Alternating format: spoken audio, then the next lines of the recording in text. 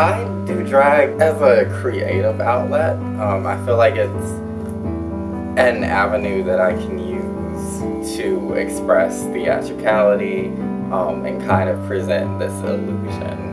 God didn't bless me with the gift of singing. Some would say that he gifted me with dancing, but I just grew up like always wanting to be a performer. I would watch like music videos and try to imitate them, but I knew that I could never sing. So in that business you sort of have to do both, but in this one you can just lip sync and perform your little heart out. I really wanted to explore what having a male identity could mean for me. So drag actually was a leading stepping stone in me finding out like that I was actually a transgender male.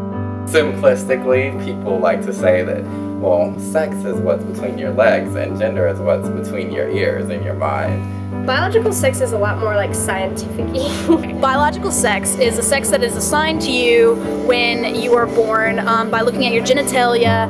Being trans means for me is that my mind and my body don't necessarily align. You know, I was born in a female body, but the way I feel about myself is that I'm a boy. I might be a little bit of an effeminate boy, and I'm totally fine with that, but I'm still a boy. For that, like, I am really, really thankful that I have drag in my life. I think the biggest draw is how taboo it is. This is really one of the only arenas where it's okay to kind of step out of what everyone expects you to be like as a woman, or expects you to be like as a man, or expects you to be like as a female-bodied individual or male-bodied individual. I noticed that a lot of straight people love drag. It's got that, you know, taboo kind of feel to it. You know, not many straight people do drag.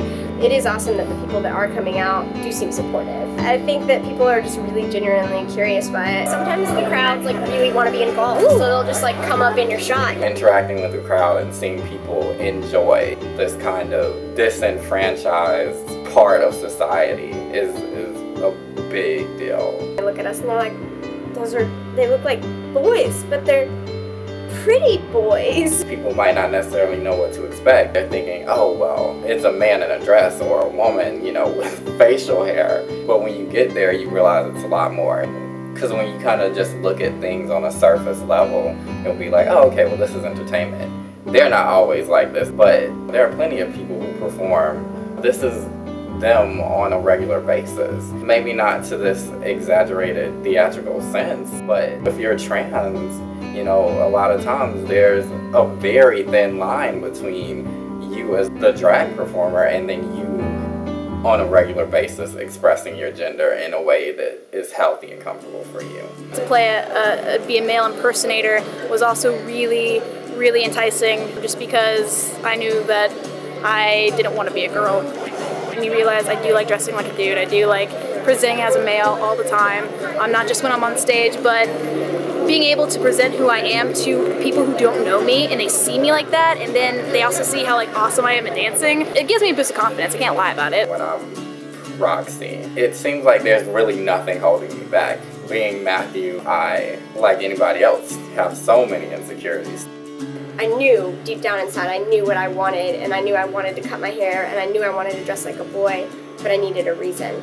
Because to just do it, to me, felt like I would be judged, like I was crazy. Drag kind of like gave me that push.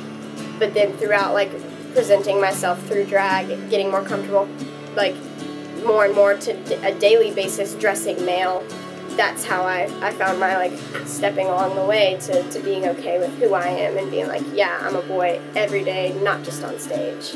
Whether the intent of the performer is to critique society, it almost always ends up being some kind of critique on, well, why do we have to force people into these boxes? Why do we have to force people to act a certain way or talk a certain way or look or dress a certain way? When it's so fun to kind of blur that sometimes, or even just jump to the entire other side.